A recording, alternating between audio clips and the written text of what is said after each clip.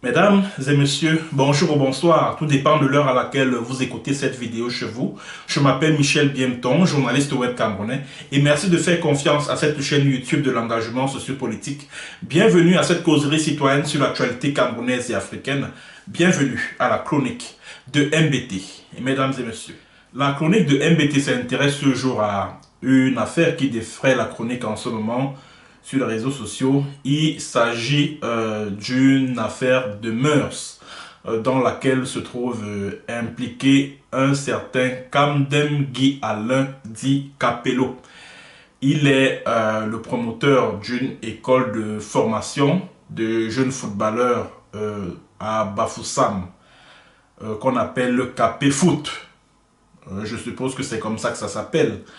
Alors, il est accusé de soumettre des jeunes footballeurs à des pratiques que je n'aimerais pas nommer ici pour éviter d'être rattrapé par l'algorithme de YouTube. Bref, il est accusé de commettre pas mal de choses assez bestiales avec de jeunes avec les pensionnaires de son école de formation ou, si vous voulez, de son centre de formation. Toujours est-il qu'il s'agit d'une affaire de mœurs. Mais moi, ce qui me gêne un tout petit peu, c'est que ceux qui relaient cette information sur les réseaux sociaux, parce qu'il s'agit d'une information dont un certain Romain Molina, un journaliste indépendant français, détient l'exclusivité.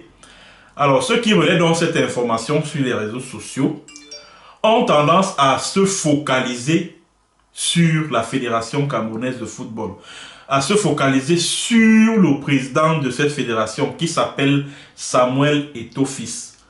Bon, comme je vous l'ai dit et je le redis encore à travers cette chronique, moi, je n'aimerais pas m'inscrire dans une logique d'acharnement vis-à-vis de Samuel Eto'o, vis-à-vis de la Fédération camerounaise de football, parce qu'il s'agit bel et bien d'un acharnement. Ce n'est pas pour défendre Kamdem alias Capello, non, je ne suis pas venu pour le défendre. J'estime que si les faits qui lui sont reprochés sont réels, si les faits qui lui sont reprochés sont vrais et vérifiés, eh bien, il faut que la justice camerounaise s'en saisisse. C'est tout ce que je suis en train de dire. C'est vrai que la FECAFOOT a son mot à dire.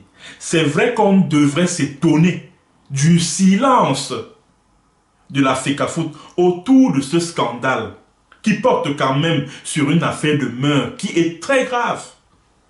Qui est très grave et qui est un crime dans certains pays qui se respectent. La FECAFOOT devrait au moins produire un communiqué pour dénoncer ce genre de pratique. Parce que de ce qui me revient comme information, Kamdem Capello, c'est pas aujourd'hui que l'on découvre que Kamdem Guy Alain alias Capello s'adonne à ce type de pratique immonde. C'est depuis au moins 20 ans qu'il abuse des jeunes pensionnaires de son centre de formation, qu'il abuse des jeunes qui sont formés dans son centre de formation. Alors la question que je me pose est celle de savoir que font les autorités camerounaises, que fait la justice camerounaise, pourquoi tarde-t-elle à sévir, pourquoi est-elle silencieuse? Il me semble qu'à Bafoussam, il y a une cour d'appel et dans cette cour d'appel, c'est-à-dire la cour d'appel de l'Ouest, il y a un procureur général. Pourquoi le procureur général de la cour d'appel de l'Ouest ne se saisit pas de cette affaire? Pourquoi le procureur de la République, près le tribunal de grande instance de Bafoussam, parce qu'il s'agit d'un crime, ne se saisit pas de cette affaire?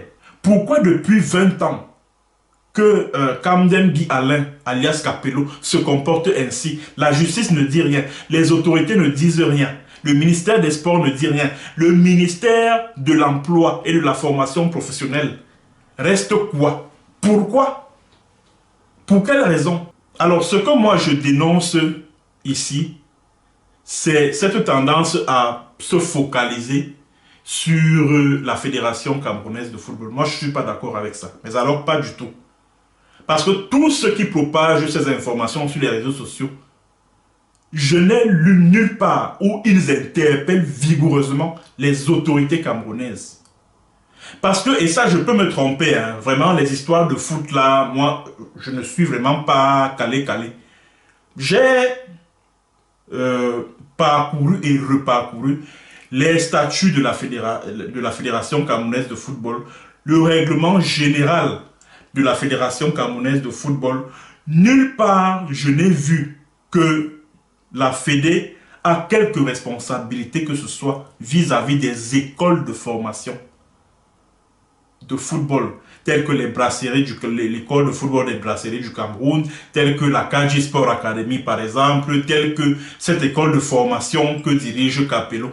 Nulle part, je dis bien, j'ai parcouru les statuts de la Fédération camerounaise de football, le règlement général de cette fédération. Nulle part je n'ai vu que les responsables des centres de formation sont responsables de la gestion de ces centres-là vis-à-vis de la FECAFOOT. Nulle part. Nulle part. Il me semble que quand on parle de centre de formation professionnelle, c'est le ministère de l'Emploi et de la Formation professionnelle qui est responsable, qui doit frapper du poing sur la table, qui doit répondre de tout ce qui se passe dans un centre de formation.